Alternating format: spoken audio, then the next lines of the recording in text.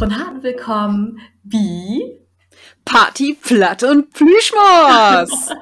mit der Leven Hilker, der wir doch gerade so motiviert hört habt, und mir, der Lisa. Hilka, aber was möchten wir heute schnacken? Oh, wie schnackt von Dach über ein wundervolles Thema, nämlich, was das eigens bedeutet, in de Utland zu leben. Genau. Wenn Jimmy vielleicht wie Instagram oder wie YouTube wie Eatblood Love folgt, dann habt ihr eventuell schon mitkriegen, dass ich tautit ob Island leben da. Das nu all, wow, seit über ein Jahr. Und der liebe Hilke hat auch schon in Utland lebt. Wo bist du denn, Ben? Ja, bei mir wäre das, glaube ich, nicht so koller als bei die. Denn ich habe mal für ein Jahr in das sonnige, warme Portugal gelebt. Ach, schön. Ja. Ja, da habt ihr eigentlich zwei richtig schöne Beispiele. Für wie lange hast du in Portugal gelebt? Ein Jahr habe ich in Portugal gelebt. Oh, schön. Dann habt ihr einmal die richtige Sinn, das richtige, schöne Beachleben und dann einmal hier im Schnee sitzen. Machst du mal vertellen, was du da mockt hast?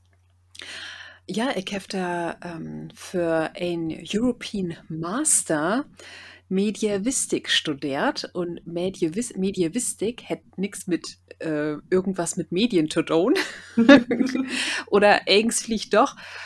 Als eine Utlecht, nee, Mediavistik ist Allgermanistik. Also eins, was Germanistik mit der Mitteloller zu tun hat. Und das habe ich in Portugal studiert.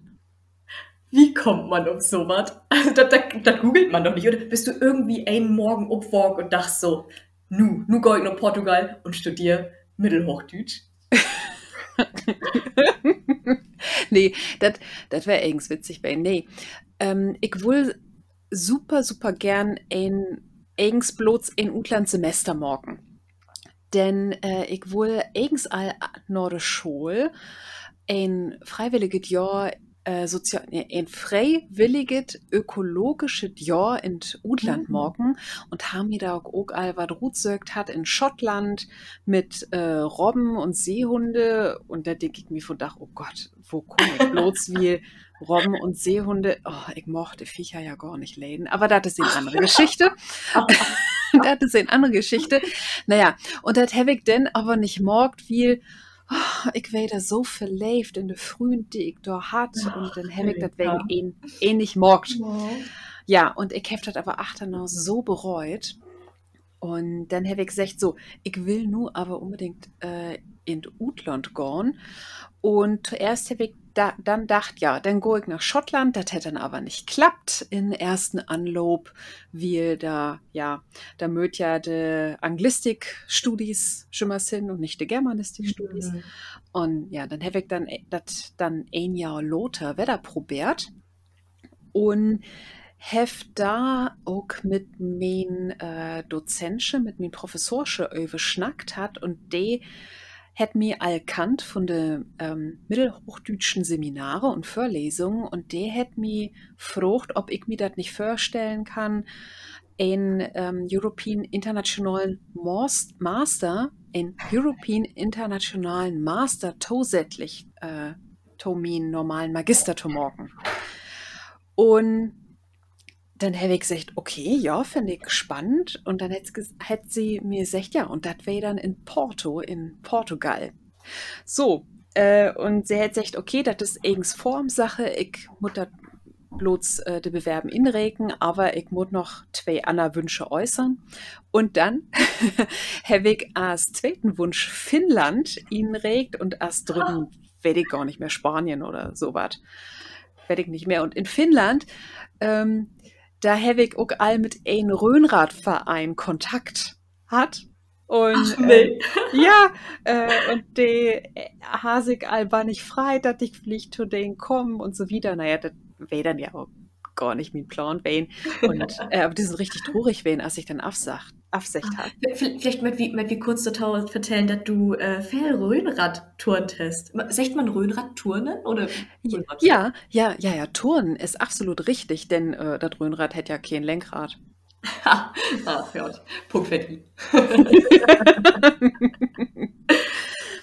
Ja, und so also ich will nun nicht vergräben, liebe Lisa, aber eigens wäre das dann ähnlich wie mir, als das nun wie die ist. So, ich Hm. bin wegen mein Master nach, ähm, ja, nach Portugal kommen. Und Spannend. ja, das wäre richtig spannend. Und das gäbe dann, auch bevor der regulären Vorlesungen anfangen hat, habe ich dann auch noch mit einer internationalen Gruppe von Studierenden in Santiago de Compostela in Spanien da, das ist ein Oh. Wallfahrtsort, 2 Wochen in ein Kloster lebt und da Ach, Blogseminare hat. in ein Kloster. Das hättest du mir wirklich noch nie erzählt. Du hast Ja, mal im Kloster lebt. ja, Wow. ich kann die so viel vertellen und mein Leben. Ich habe schon mal was zu vertellen. Wir haben hier noch so einige Folgen Ferus. Ja, und das wär auch echt spannend, wie dann echt so lütsche Zellen hat. Und ja, das wäre so ein großes Kloster. Ich wies dir mal, wenn du mal hier bist, mal Fotos. Das wäre Ja, echt krass. Und wir haben da 3 Mahltiden an Dach habt. Und ihr habt uns Schweigemönche serviert. Schweigemönche. Ja, da habt so ein paar Mönche lebt. Also die sind da nicht in Kutten oder so rumlopen, die sind normal antrocken wehen. Aber das sind Mönche wehen und die habt uns dann schon mal so das Äten obtragen. Wow. Möchtest du auch die 2 Wegen schweigen? Nee, Süßen? kannst du dir das vorstellen, dass ich Nee, da mit deswegen 16. habe ich gerade gefragt. Ich dachte so, oh mein Gott, das wäre ja Torture für Hilka, da können wir ja nicht morden. Nee. Oh. Nee, nee, und ja, das wäre echt aufregend so. Und das Kloster, das wäre direkt am Gliegsby, die große Kathedral. So, und da bin ich dann auch Ja, regelmäßig von den Kakenglocken weckt worden. wow. Mhm. Ja, wie der Kargweg auch, da endet dann ja der Jakobsweg, quasi der ganzen Jakobsweg, der so aufbaut wie so ein Nett. Und Mhm. der endet all auf diesen wundervollen Platz für diese großen, ich habe den Namen vergessen, für den großen Kerk durch. Ja, das ist so große Kathedral doch. Ja, der ist schon imposant, also schon. Also Santiago de Compostela ist auch, wenn man nun kein Pilgerscher ist, lohnt sich da total dort mal hinterkicken. Das ist so schön, generell Galicien. Ja, von wo bist du, der Jakobsweg loben? Ich bin in Lissabon dort. Also quasi Ah, der durch Porto durch und dann dahin. und dann Mhm. an Vigo vorbei. Ja, genau. Ah, Und ich kenne dann die Atlantikküste und dann bin ich ganz Galicien hochlopen und ja, da bin ich bannig natt worden, weil das in Galicien, das vertellt mir jed ein, der auch schon in Galicien wäre. In Galicien regnet das immer. Und ich dachte mir so, ja, als ich dann da lang gestappt bin und mir, der Regen, der läuft dann so schön zwischen dem Rucksack und dem Rücken so mm. runter und das war alles natt und du denkst nur so, so habe ich mir das hier aber nicht verstellt. Ich drehe jetzt um und Gott durch in Portugal, da wäre das wäre wesentlich bäde. Ja, ja, aber das ist echt so. Galicien ist der Pinkelpott von Europa. Pinkelpott? Ja, ja, das ist so wahr. Das ist wunderschön von der Landschaft her mit dem Wagen. Also du hast halt links immer das Rauschen vom Ozean in den Ohren und rechts neben die sind Berge und also wirklich wunderschön, wenn dann halt nicht immer regnen würde. Oh, ja, ey, aber ich kann dir auch sagen, in Porto kann das auch richtig regnen, weil das ist ja direkt an der Atlantikküste. Mhm. Und ja, wir habt ja nur auch hier in Norddeutschland und auch hier in Hamburg, gibt das ja auch mal Grummelwehr, also Sturm. Ach, und Tau mal so. Aber da, auch wenn das bloß ein Beten regnet, ist sofort Sturm. Hm. Jimmers. Also und Regen, der kommt von überall. Du glaubst nicht, wo viele Regenschirme, Parapluies ich in dat Jahr äh, köttmorgt hat. Parapluies? Ist das portugiesische Wort für Regenschirm? Nee, Oder Parapluies? Was ist Parapluies? das kenne ich als plattdeutsches Wort. Ach, wirklich? Ja. Das ist ja witzig. Parapluies. Okay, Ha, schrieb das mal in die Kommentare, ob Sie das kennt. Für mich ist das total nee. Ja, liebe Zuhörers, hier lehrt mich auch immer wieder was Neues. Genau. Und wer das bisschen Island, Regen, Lief. Das ist der Regenschirm. So als der Regenhelp, Regen, Lief. Das ist der Regenschirm auf Island. Ach, wundervoll. Hm. Wundervoll. Auch lehrt. Erzähl wieder von dem Leben in Portugal, bitte, Hilka. Ach, du, ich glaube, was du in Porto, also ich habe ja in Porto dann studiert, an der Faculdade de Letras. Was du da vielleicht auch mit der Lü ob Island zu hoffen habt, das ist, dass die super, super viel Fleisch und Fisch ät. Ja. Oh ja. Also vegetarisch oder gar vegan eten, das wäre damals fast unmöglich. Also, Ja. Ja. Ich habe ja nur in beiden Ländern schon lebt, also in Portugal und in Island. Und das ist. Auf Island kann ich das noch verstehen. Du hast hier halt nicht viel, hier was nicht viel. Und wenn du dann nur Schorb und Fisch hast, dann entwickelt sich hier auch die ganze Tradition so um Schorb und Fisch und vielleicht ein Bäten, ja, ja Adappels was hier. Oder so ganz, ganz Bäten. Und die Summe hier ist auch einfach taukott, um richtig, richtig viel anzubauen. Ja Gott, in Portugal hast du halt die Küste, liegst daneben. ja, also, ja, aber irgendwie hat sich das da trotzdem so ähnlich, dass die Lü echt super, super viel Fleisch ät. So man Mhm. denkt ja bei der mediterrane Kök dann auch schon mal so an geschmorte Gröntöken und viel frische Sorten. Also in Nordportugal ist das nicht so. Das kann ich auch sagen, das ist eher so handfeste Kök. Mhm. Bist du denn damit zurechtkommen? Ja, ich ät ja fast eins, bloß kein Innereien. Und ich glaube, das möchte ich auch nicht versöken. Also alle Lü hat mich auch gewarnt für die portugiesischen Triperisch. Das sind Kutteln. Also, liebe Lüd, wenn ihr nicht wisst, was Kutteln sind, das sind so diese Darmutstülpungen. Ach, da sind Oh, wir fast wieder bei der das ist aber Toilette. schön, Secht. Ja, Danke. ja. Also Triperisch bitte nicht. Aber mir ist das einmal passiert. Ich habe mit 3 portugiesischen Derns zusammen gewohnt und mit meinen liebsten Mitbewohnern, mit der habe ich auch jemals noch Kontakt. Oh. Der und er, damaligen Freund, die hat gesagt, oh, wie wollt ihr von doch mal was richtig typisch portugiesisches Köken? Und ich so, oh ja, super, was frage ich mir ob. So. Und dann habt ihr den hellen Tag so in der Küche gestanden, ich glaube 3 Stunden oder so was. Und das das regt also gut. Und dann habe ich gefragt, oh, was giftet denn? Ja, das Gift Hohn. Ich so, okay, Mhm. super, okay. So, und dann haben wir uns dann da so an den Tisch gesetzt, schon Abendbrot und der hat mir obdon und dann denke ich, oh, das ist aber ein komischer Ton. Oh. Und ich denke, nimm das so oben in Gabel, Mhm. bring das noch min Gatt hin und dann denke ich so, oh, oh. Und ich hab mir das fast gedacht, als ich mir die Dele da ankickt hat. Das sind Hühnermagenpförtner Wein. Also die Rosette, und das hätte auch echt gut sehen als die Rosette, Oh. der eben so, diese Schließmuskel, dieses Schlotmuskel, der oben an Morgen an ist, dass die Magensäure nicht so in den Hals nach oben kriecht. Oh, shit. Und ich hab fast göbelt. Oh, dann glaube ich. Aber du könntest die durchholen.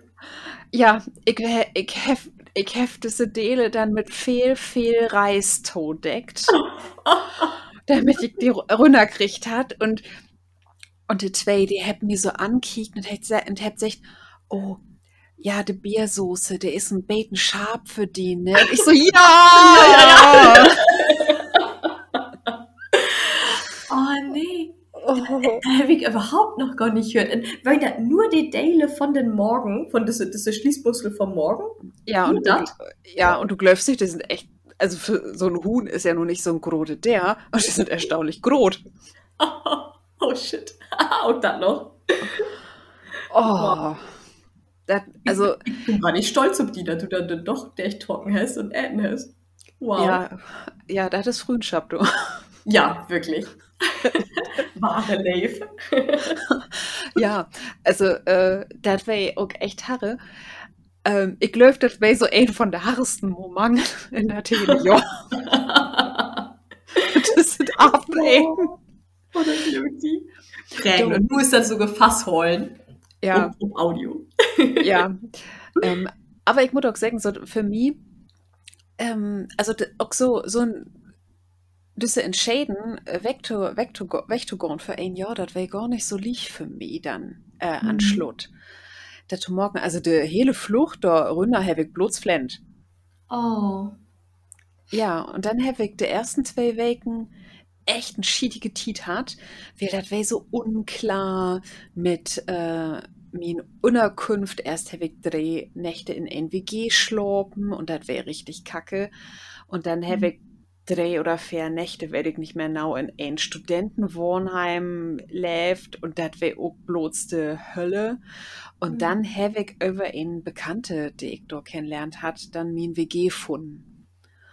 Und dann, und das hätte aber so eins in allen so 2 Wochen dauert und ich wär echt in diese 2 Wochen mit den Nerven fast an N. Ja. Das wäre richtig, richtig schrecklich. Und dann habe ich aber mein WG gefunden und dann wär ich so richtig so, schlimmer kann das nun gar nicht mehr werden. Nu geidert bar ich ob. Ich hab da ja noch nicht gewusst, dass die Hühner morgen Pförtner noch um die Töft haben. Ja. Das Leben hätte sich also die Hände reiben und das ist so, na, töf mal ab, Hilke. Haha. Ja, aber für mich wäre das echt so, okay, das wäre nur richtig kacke, aber nur kann das so wieder gehen und dann wäre das auch eins gut, ne? Dann habe ich die WG hat und super leve Menschen kennenlernt und dann hab wie achtete 2 Wochen, als ich da dann von Santiago zurückgekommen bin, in Lütsches Watte Katte hat so ein Oh, Kattenbaby. Ah, der war so richtig süß. Und so bin ich dann auch, muss ich sagen, echt bannig zufrieden, dann über durch das hele Jahr so durchkommen. hm. Also, Wie, d ja. ja, das gibt ja Hm? oft das gibt ja Folgen, das will ich noch vertellen, das gibt ja Folgen so, wenn Lüder nur das Utland geht, interessiert mich auch nix, wie wo das bei die ist, so achter so 3, 4 Monde sind die Lüdern so: „Okay, nu habe ich eins beleeft, was schall da nu kommen?" Bei Hm. mir wär das dann aber gar nicht so, weil ich will bloß blieb, dass ich ein WG habe und Oh. nette Lü. Ja. Ja. Das wär nicht liegt. Aber das Jahr insgesamt, das wär klasse. Schön. Wo war das mit der Sprach? Also, wo bist du? Da sind ja auch viele bang vor der, habt Hemmung mit der Sprach und sie lernt keine Menschen kennen. Wo war das wie die auch, vielleicht direkt am Anfang? Ich habe ein halbiges Jahr vorher all einen Portugiesisch-Kurs gemacht, Hm. wie in der Uni. Das wär aber brasilianisches Portugiesisch, was einen Bete verstehen kann, als das, was die da im Norden von Portugal Mhm. schnackt. Ich, also, ich have ich habe da echt Probleme, hatte Lüte verstehen. Kannst du dir so vorstellen, du lernst Hochdeutsch und dann kommst du nach Bayern. Ja, ja. Also, das wäre echt Harre. Aber der Spruch wäre gar nicht so das Problem. Denn, also, ich habe ja nur ob Deutsch studiert. Dort. Stimmt. Ich will ja noch Porto um Düsseldorf studieren. Ja, ich habe auf Deutsch studiert. Ähm, mit meinen liebsten Mitbewohnern, okay, mit der habe ich bloß Englisch schnackt, weil wir sind super fix bannig Norwegen. Und Mhm. das hätte dann nicht mehr klappt, ob Portugiesisch umzustellen. Aber mit meinen zweiten Mitbewohnern, mit der habe ich dann achter ein paar Monate bloß noch Portugiesisch schnackt. Oh. Und naja, und dann in der Erasmus Community, klar, da schnackst du dann Englisch. Ja. Aber ähm, wenn ich da mit Portugiesen kommuniziert habe, habe ich echt Portugiesisch auch schnackt. Und der hebt sich schon mal so freit, wenn ein dann Ah. eben auch schnackt hat. Und okay, ich hab nur super, super, super viel wieder vergeten, aber ich glaube, achte das Jahr weg irgend so heel gut. Mhm. Und du kommst da auch rein. Aber ja, man muss echt versöken. Und du weißt das ja auch selbst, mit Muttersprachlern, Ja, also zusammenzukommen. ja, total. Als bald du in den Erasmus-Bubble in Sitten blieben deist, war das schwur. Ja, also das ist bei dir auch ein Beleven, was du hast, oder? Ja, ja. Also hier, das ist generell mit Island ganz schwur, weil der isländischen Sylm, ob er einen sieht, weil die Sylm, das sind nur, sag ich wie nur 350.000 Menschen, die das schnackt, die sind einfach auf Englisch anwesend und die geht auch nicht davon ut, dass ein Island schnackt oder lernen möchte. Deswegen wesselt der einfach super fix auf Englisch. Und dann, ob er anderen sieht, ist das auch, dass der das Glückwig nicht möchte, als bald du noch nicht perfekt Island schnacken da ist. Also sie sind da sehr, sehr stolz auf ihr Sprach und hört das dann nicht so gern, ja, Ah. die du ein aufbringen da ist. Aber ich muss total sagen, das ist mir egal. Ich möchte das ja lernen. Also trecke ich das der, auch wenn das dann eine Mischen und Englisch und Isländisch ist. Aber da bin ich halt egoistisch und denke mir so, ja, aber ich muss das üben. Und dann muss der Kassierer halt mit mir Island schnacken. Und wo hast du die dann, aber was mich nur interessiert, ich habe ja auch nur vertellt, wo der bei mir wei mit das Wohnen, wo hast du die denn organisiert, als du ankommen bist? Ja, wie mir, ich hatte das Glück, dass ich glicks, als ich den Praktikumsplatz, also ich bin erstmal für ein Erasmus Plus Praktikum nur Island gegangen und noch gar nicht so mit dem Hintergedanken eigentlich hier tau studieren. Ich wollte erstmal nur ein Praktikum machen und das gut finden, wo das eigentlich so ist, ob Island tau leben. Und gerade wo das so ist, in einem Land zu leben, wo das im Winter den ganzen Tag lang duster ist und im Sommer die ganze Nacht lang hell. All sowas, was ich in Deutschland nicht beleben kann oder verleben kann, dann wollte ich mal probieren. Und da war mir das noch gar nicht so wichtig, was ich denn hier irgends morgen da. Und dann dachte ich, okay, ein Erasmus Plus Praktikum, ich habe nicht den Druck, dass ich Credits machen muss. Ich kriege eine lütsche Förderung von der EU. Ich habe einen ganz spannenden Arbeitsplatz im Labor gefunden. Und dachte, okay, das hört sich alles richtig gaud an. Und dann habe ich Kontakt hier zu meinem Supervisor und Tausine, der hat eine Masterstudentin, der ist so ein bisschen sie in rechter Hand. Also der hilft, der macht so die ganzen organisatorischen Sorgen für ihn. Und die haben mir Klicks ein Zimmer organisiert. Von daher wüsste ich Aha. all, als ich hier auf Island ankommen bin, okay, ich habe ein Zimmer, in dem ich schlafen darf. Und das wäre zu allererst ein Gasthaus.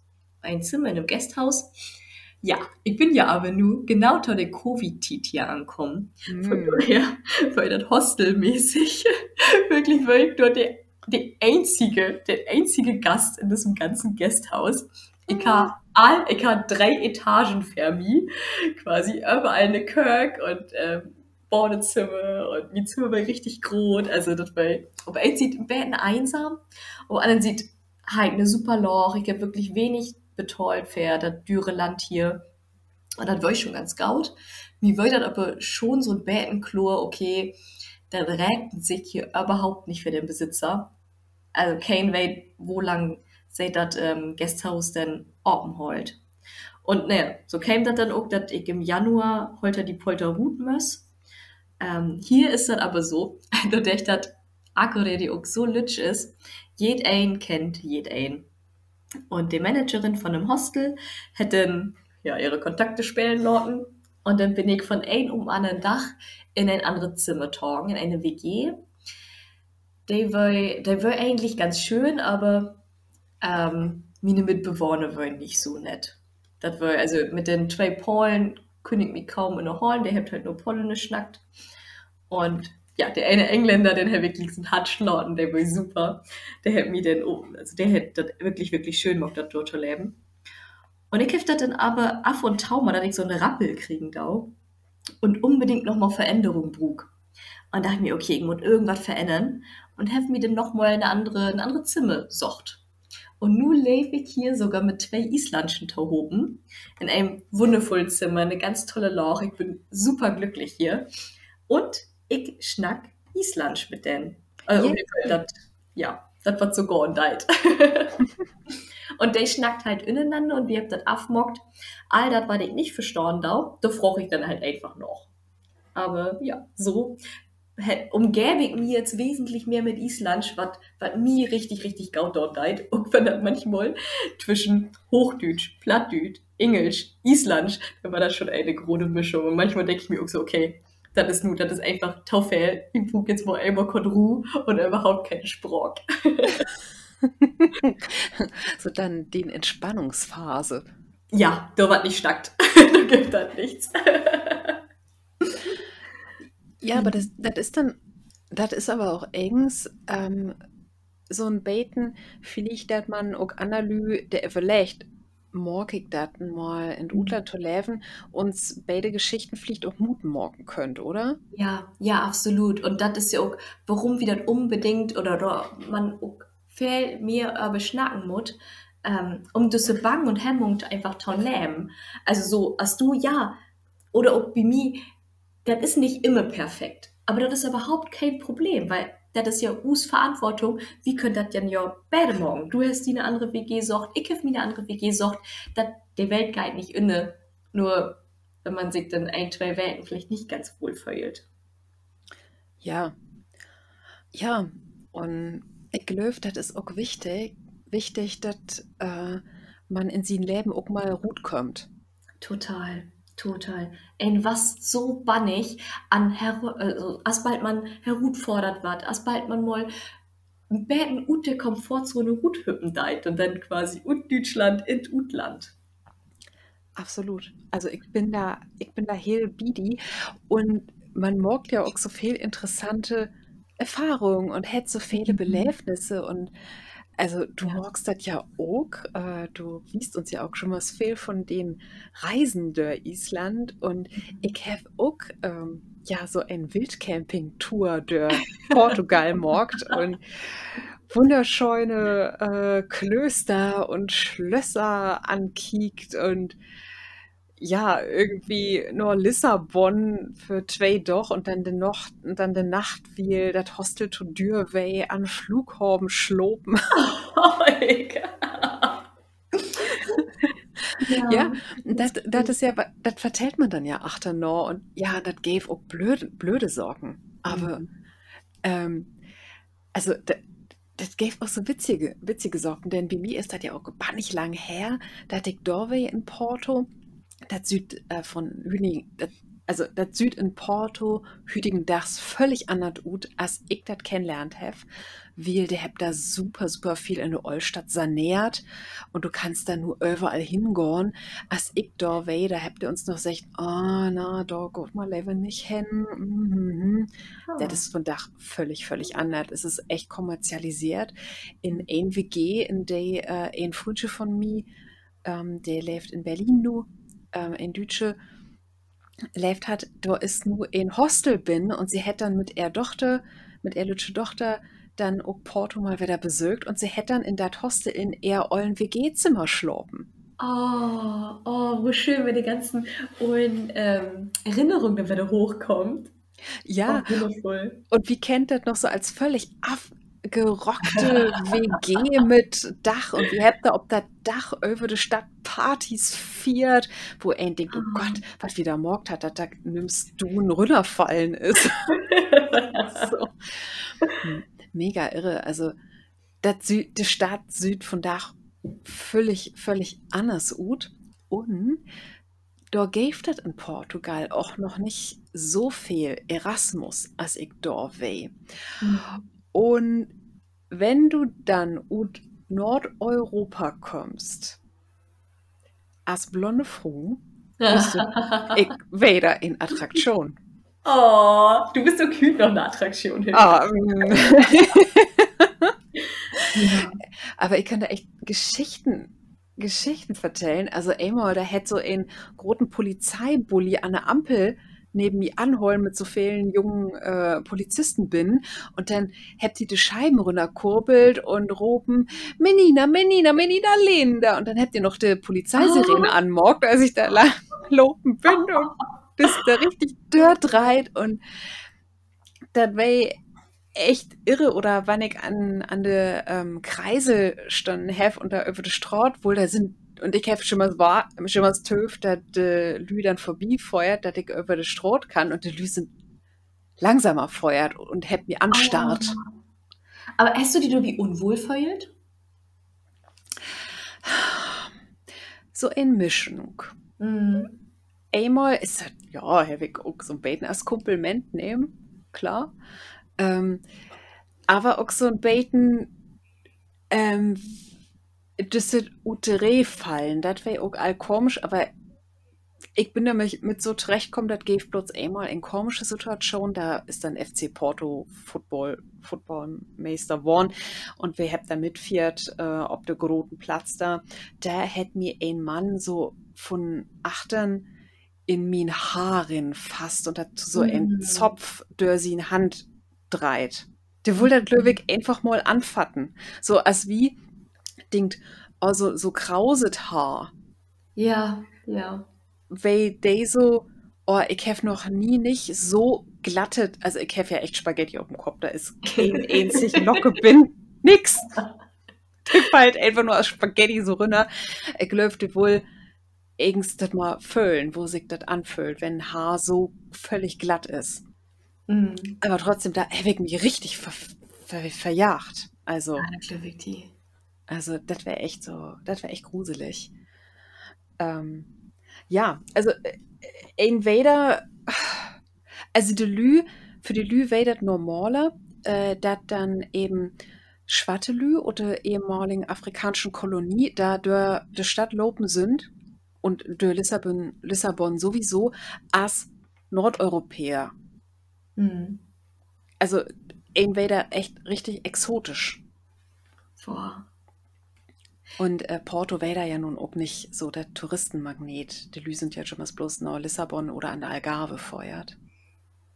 Ja, so short eigentlich wie Porto. Wir haben das noch gar nicht gesagt, aber Porto liegt so wundervoll einmal an den Bach und dann auch direkt am Strand. Bist du Hm. ein Strandfan in Ja, na Porto? klar. Ja, na klar. Du hast doch studiert am Strand.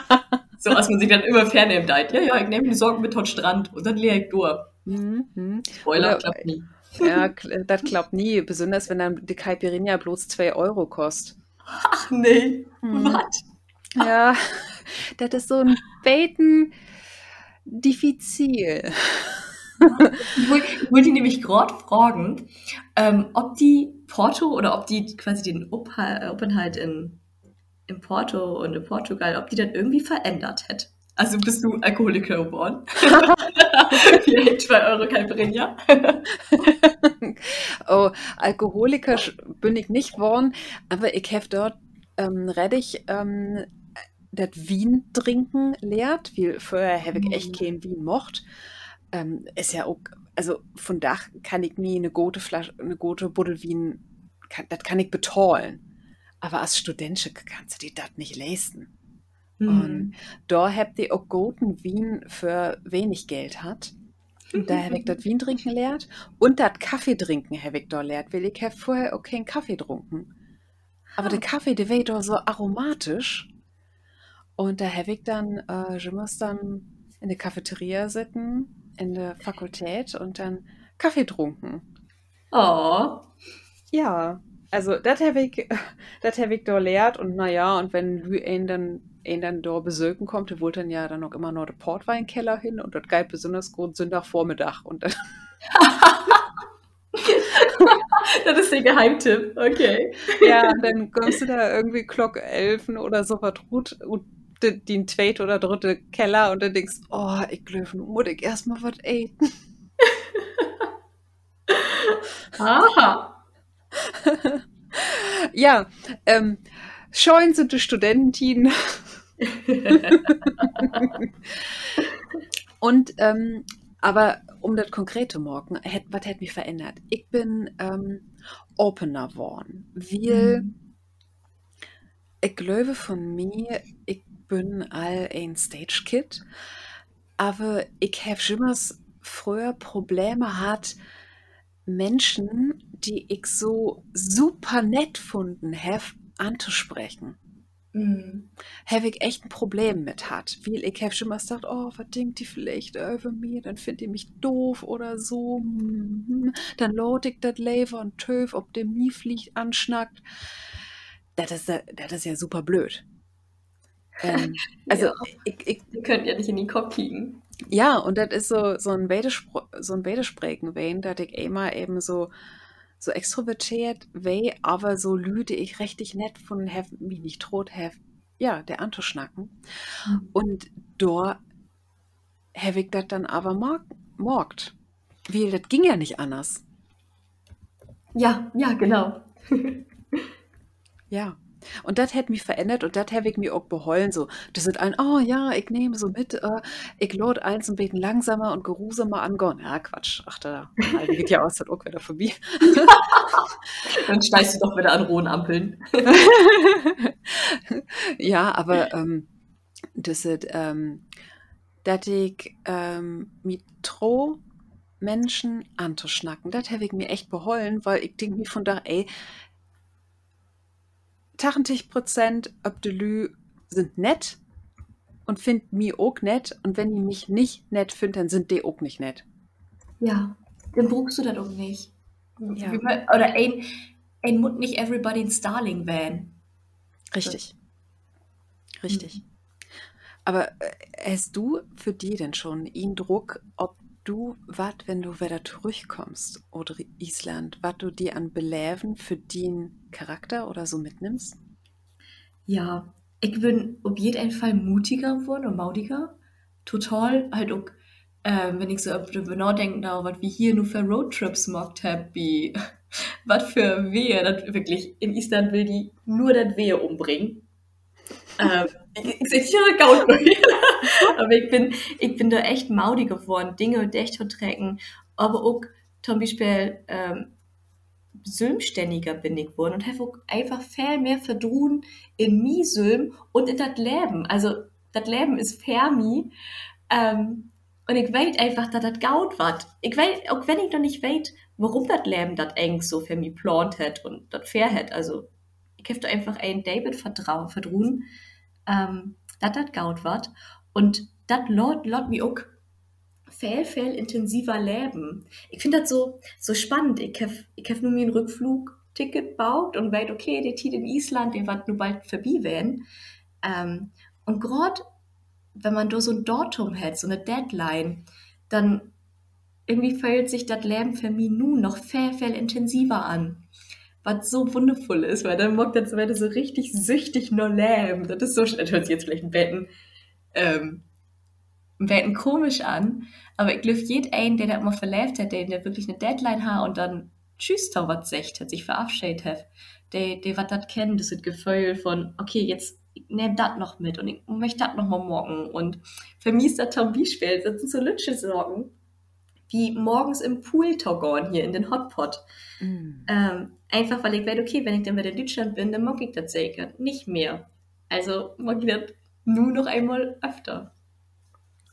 Ach, das ist doch großartig. Du, und nimmst weit, was vielleicht noch passiert, wenn du zurückkommst. Denn ich kann noch mal, bevor wir zu uns letzte Kategorie kommen, Ja. noch mal eine Geschichte erzählen, was mir achte noch das Jahr in Portugal passiert ist. Ja. Da bin ich nämlich noch mein oldste Freund gefeuert, der hat da in Osnabrück studiert. Und wir sind noch in Erasmus Arventin, weil ein Freundchen von er und Lyon hat Erasmus in Osnabrück gemacht und dann hab wir gesagt, ja, dann kommt wieder auch dazu und sind dann wieder Abend dabei. So. Und dann war das so, ja, und nun mischt sich mal der Tische alles ein bisschen beten dör, so zum Kennenlernen und dann bin ich an einen Tisch gekommen und hab mir so vorgestellt und dann sagt der einzige fucking Portugiese in der hele Runde, ja, ich kenn die. Ich so, Also, ja, du hast doch schon mal an der Fakultät de Letras Sitten unter Kaffee getrunken. Ich kenn die von da. Oh, die Welt ist so lütsch. Oh, Ja, ist das schön. ich hab da, Oh, das ist nicht wahr. Das kann nicht weg. Aber ja. oh, wie wundervoll. Oh, ich liebe das, wenn das Leben so eine Überraschung einfach für einen bereitholt halt. Oh, Ja, ist also das schön. das ist echt super. Aber weißt du was? Ich glaube, von Dach kannst du mich vielleicht überraschen im besten Sinn, weil ich habe ein richtig lichtet late für die Rutze. Jetzt sag ich das nicht schon bei der Ferien, dann kriege ich ein bisschen Stress. Nee, das kriegst du gut. Das kriegst du gut. Okay. Ja. Okay, möchtest du anfangen oder soll ich anfangen? Nee, ich fange mal an. Alles klar. Gut. Ich fange nur an. Dat is mi Glieks ob Mondare blau sind, Dienstage gräsig und Mittweken ook. Dünnerstag, du bist mir egal. Dat is Fredag, in de ich verläuft bin. Monday Blue. Was für Dienstag? Dienstag gräsig. Riesig. Nice. Bekannte Grufti Band. Hey, komm, wer ich ruft die Band? Nee, komm, sag mal bitte nochmal. Sag mir da bitte, löst das um. Friday I'm in Love von The Ja. Cure. Okay, nu kommt mein Song. Und dann habe ich letztens eine Wette ob eine Party gehört, denn nu könnt wir hier in Island wieder tanzen gehen. Ich habe den gehört und dachte mir so, okay, Glicks notiert für die nächste Folge. Also, bitte mag mi wok, bevor du gone leist. Laut mi nicht hier als ein Jojo baumeln. Ich will wie die Höhenfläche dabei wählen. Ich hab nämlich nicht fair Solo-Top lieben. Laut mi hüt Abend mit die tanzen. Ich möch Sülm afhäben. Das ist doch noch nicht mal Weihnachten.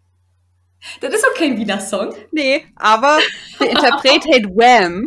Und Ja. das Lied hat Wake Me Up Before You Go. Oh, der ist so schön und so tanzbar.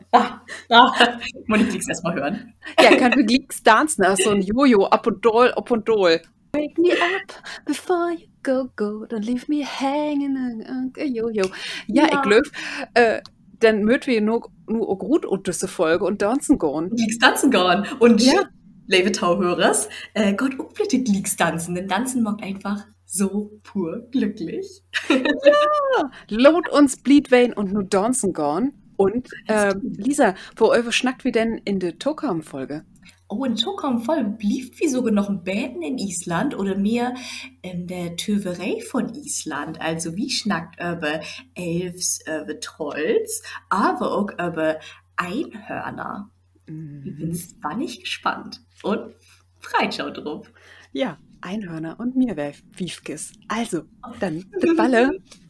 Tschüss.